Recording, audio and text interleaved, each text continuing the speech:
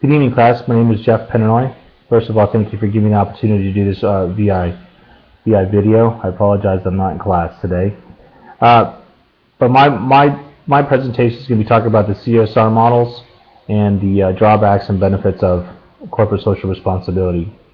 As we all know, the Amazing Beverage Companies is such a small company. We focus on business to business. We're privately held, and our opportunity to grow, we're looking to grow in the near future. And right now we're just in stores, mom and pop stores, and we're not directly going to retail.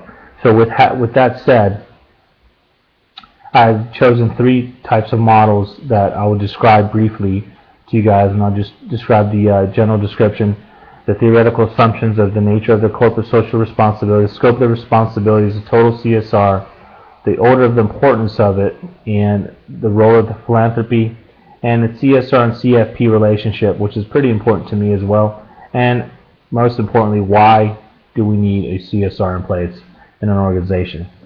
So as you can see in the first power slide, you have three types, and we're going to compare them in the next couple of slides, which is a pyramid, intersecting circles, and then the concentric circles of the models that I'll be discussing. So the next slide, as you could see, we have a pyramid. A pyramid is a pyramid. You have a hierarchy which separates the responsibilities. The very top is the icing of the cake. That's the most main focus part of the ordeal. You know, and the scope of the responsibility is very, very narrow. Very, very narrow. The CSR and the CFP relationship is positive. Bigger organization, probably like Coca-Cola, this is a positive thing for them.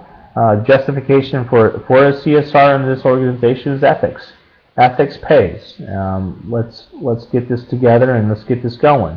So, you know, Coca-Cola could have something in this magnitude. The next slide, you can see the intersecting circles, which is a non-hierarchical set of intersecting responsibilities, intersecting circles. The theoretical assumption of the nature of the CSR's classification framework, no normative guidance. You know, the scope of the responsibilities is split. The total corporate social responsibility is disconjunction. Order of compliance, I mean, it's non-prima facie order. Excuse me. You know, the CSR-CFP relationship is positive, negative, or neutral. They're just kind of like, we'll see. The justification for a CSR in this nature is a strategic consideration. You know, should we start it? Are we going to grow? What are we going to do?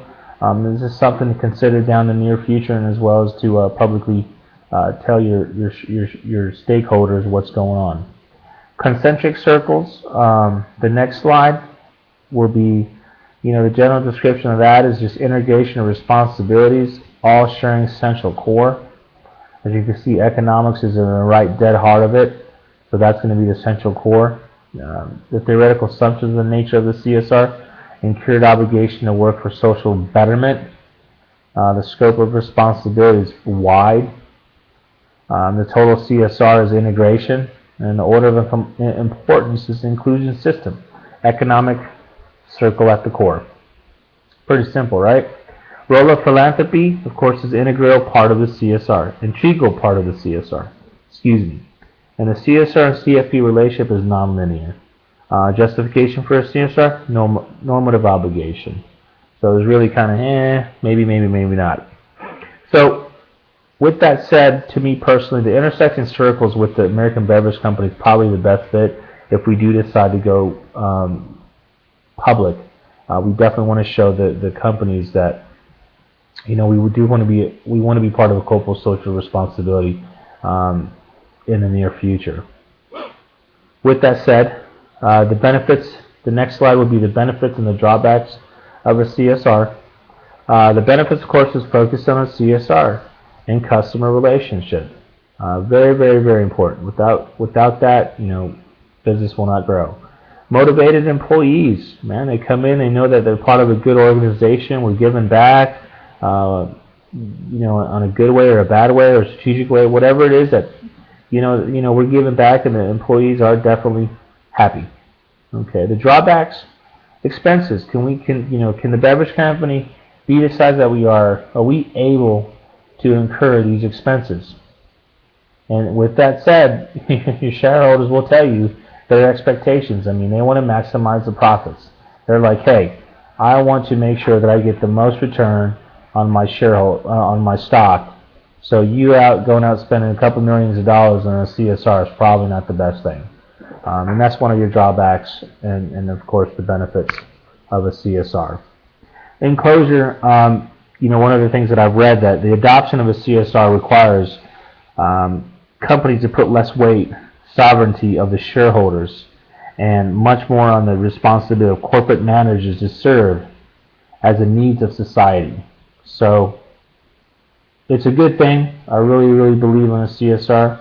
My current organization does not do it. We are planning in the near future. We used to do it, but I think we took it back because of the fact that it was just spending too much money, and we were not getting enough in return. So with that said, thank you for the presentation, and you guys have a wonderful, wonderful rest of the week.